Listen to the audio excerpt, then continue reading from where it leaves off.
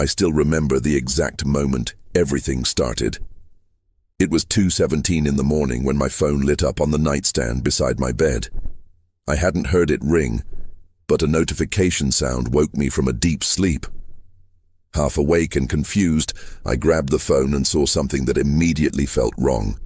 I had received a voicemail from an unknown number. There was no missed call, no contact information, and no explanation. Curious, I pressed play. The recording began with several seconds of heavy static before a voice finally emerged from the noise. The moment I heard it, every trace of sleep disappeared. The voice belonged to me, not someone who sounded similar, not an AI imitation, but my exact voice. It said, "Daniel, if you're hearing this, don't go to work tomorrow."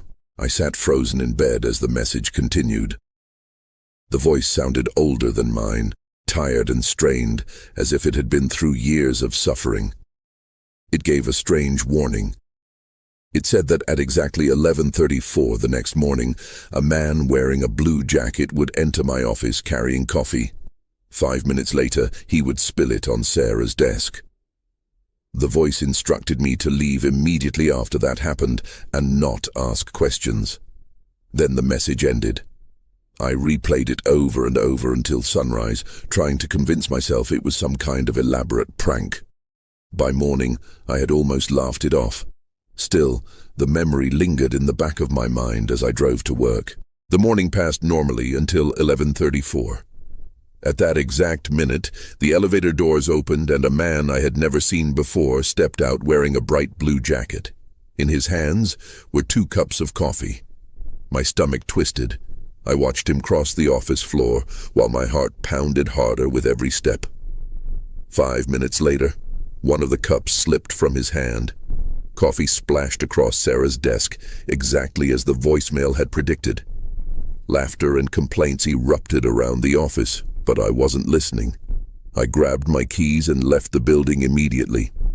I had barely reached the end of the block when a massive explosion shook the ground beneath me. Later, investigators discovered a gas leak had caused part of the office building to collapse. Several people were killed and many more were injured. The section that collapsed was directly beneath my desk. If I had stayed, I would have been trapped under tons of concrete and steel. That night, at exactly 2:17 a.m., another voicemail arrived. Once again, there was no phone number. Once again, it was my voice. This time, it sounded relieved. "You listened," it said.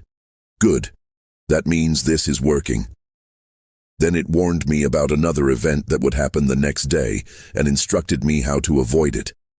The message ended before explaining who he was. The next morning, I followed the instructions.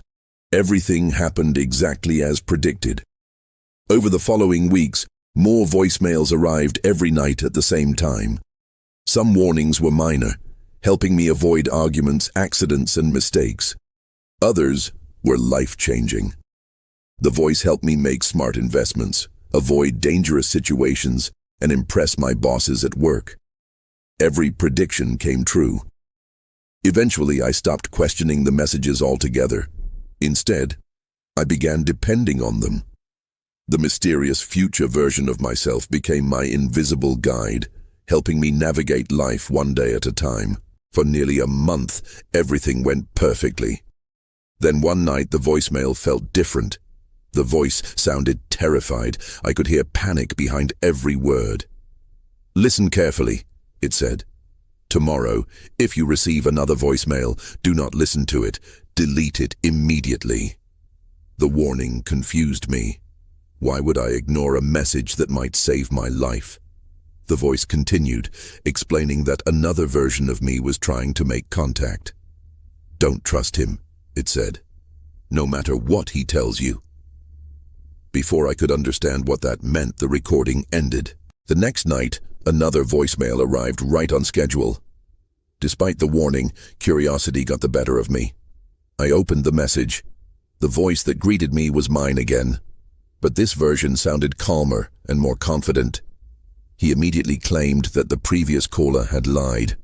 According to him, the exhausted version of me had become unstable and was damaging reality itself. He insisted that I stop listening to the original messages and instead follow his instructions. To make matters worse, the information he provided turned out to be accurate. Just like the first voice, this one could predict future events with impossible precision. Soon, the two versions of me began sending competing messages every night.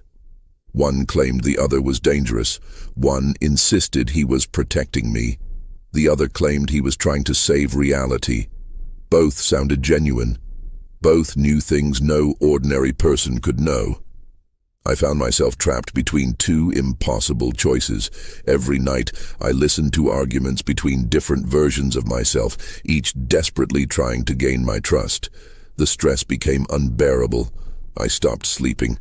I stopped concentrating at work. My entire life revolved around deciding which version of me was telling the truth. Then came the warning that changed everything. One voicemail told me that later that day I would see someone standing outside my apartment. It instructed me not to speak to him under any circumstances. The voice hesitated before revealing why.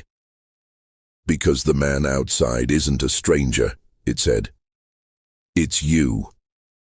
Chills ran through my entire body. I rushed to the window and looked down at the street below. Standing across from my building was a man who looked exactly like me. Same face, same eyes, same posture. The only difference was his age. He appeared to be 20 years older. The older version of me stood silently on the sidewalk watching my apartment. Then he slowly raised his hand and waved. Before I could react, my phone rang. For the first time, it wasn't a voicemail. It was a live call. My hands trembled as I answered.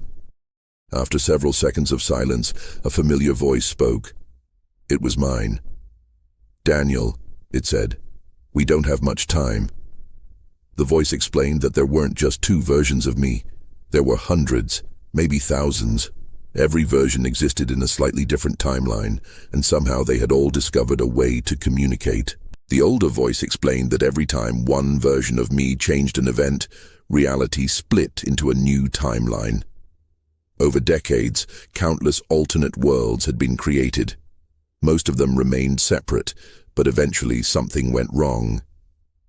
The barriers between realities began weakening. Timelines that were never supposed to interact started colliding with one another. The voice sounded terrified as it explained the consequences. Entire realities were bleeding together. People were encountering alternate versions of themselves. History was changing. The universe itself was becoming unstable. As the caller spoke, strange things began happening inside my apartment. Lights flickered. Electronics switched on and off by themselves. Then my phone started vibrating uncontrollably. Notification after notification appeared on the screen. Voicemail received. Voicemail received. Voicemail received. Within seconds there were hundreds, then thousands. Every voicemail came from an unknown sender. I opened one. It was my voice. I opened another.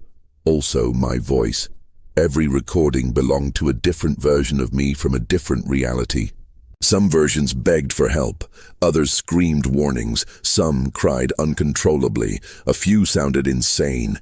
Each one claimed to know the truth about what was happening. Each insisted that all the others were lying.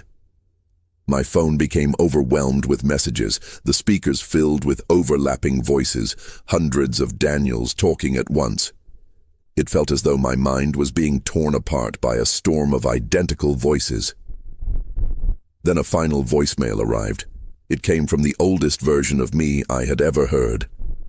The ancient voice sounded exhausted beyond imagination. It spoke slowly and carefully. "Daniel," it said, "you've misunderstood everything." The voice explained that none of the messages had come from the future. Every voicemail had originated from alternate timelines. The different versions of me weren't trying to warn me about what would happen.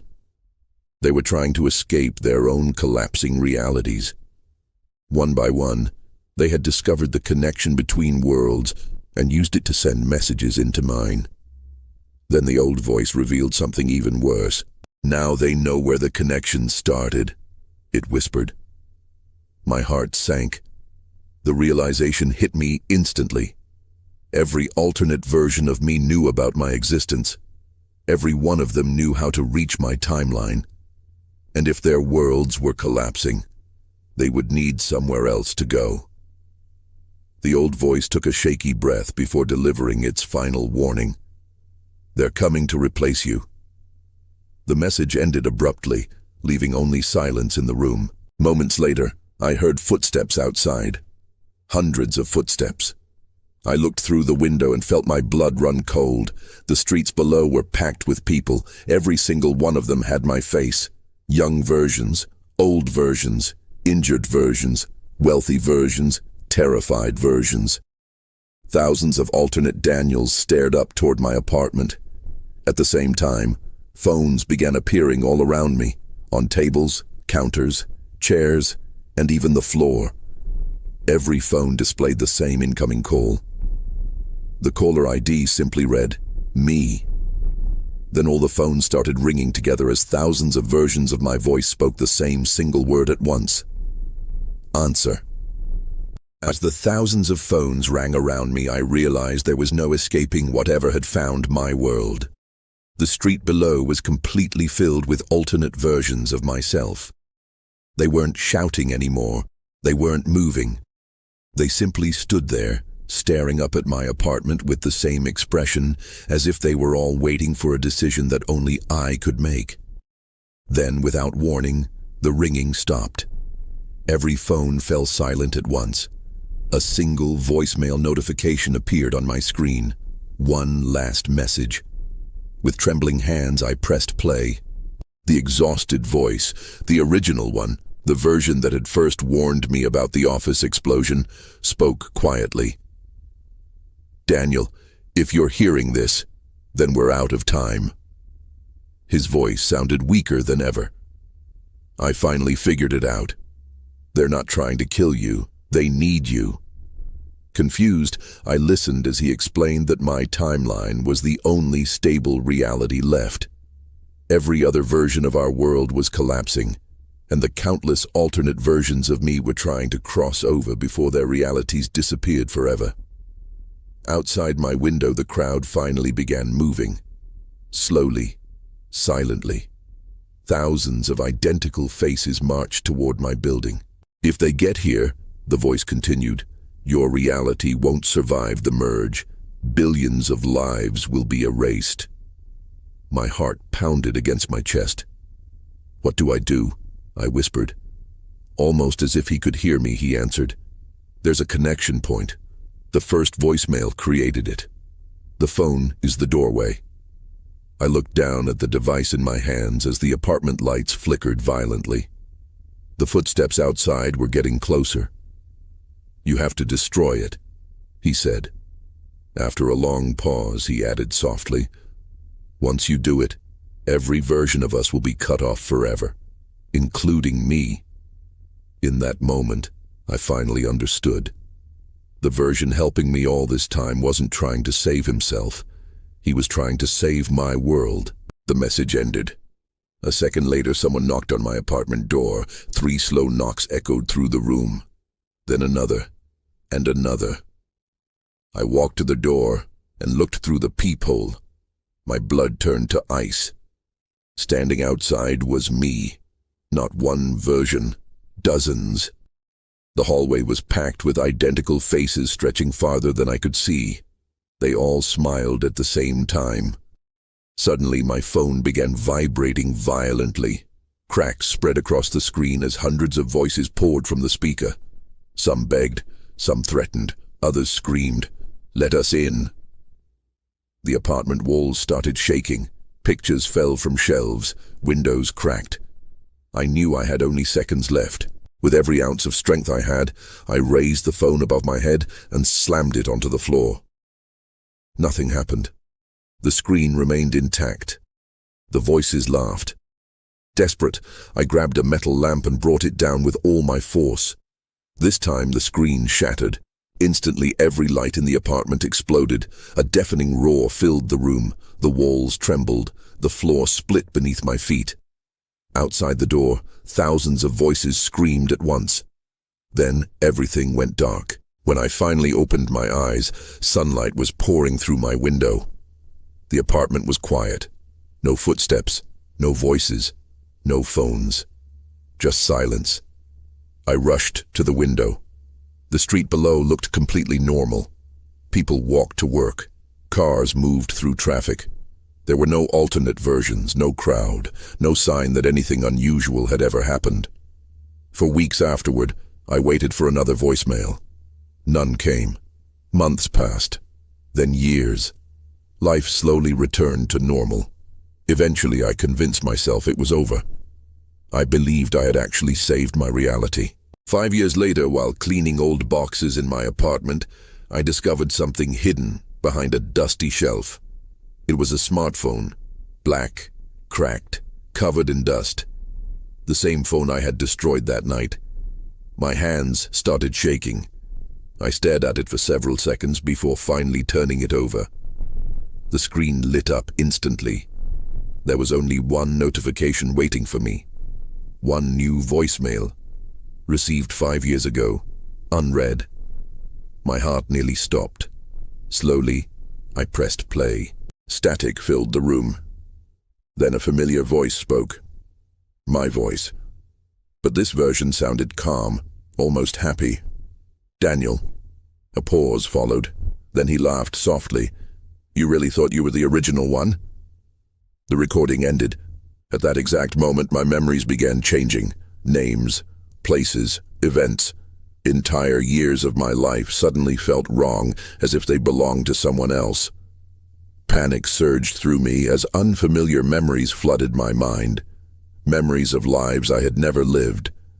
I looked down at the dark phone screen and saw my reflection staring back at me. The face wasn't mine. It looked almost identical, but something was wrong. The eyes were different. The smile was different. In that horrifying moment, the truth finally revealed itself. I hadn't stopped them. I had never saved my reality. I was the one who had crossed over. Somewhere during that impossible night, one of the countless alternate versions had successfully taken my place. The life I remembered wasn't my own. The world I lived in wasn't mine. I was an intruder who had forgotten who he really was. And somewhere in another timeline, a phone vibrated on a nightstand at exactly 2:17 in the morning. A man named Daniel woke up and reached for it. Confused, he noticed a voicemail from an unknown sender. He pressed play. Static crackled through the speaker before a familiar voice emerged from the noise. My voice. Calm, patient, waiting. Daniel, it said, if you're hearing this, don't trust the version of you that's already there. The line went silent, and somewhere between two realities, the nightmare began all over again.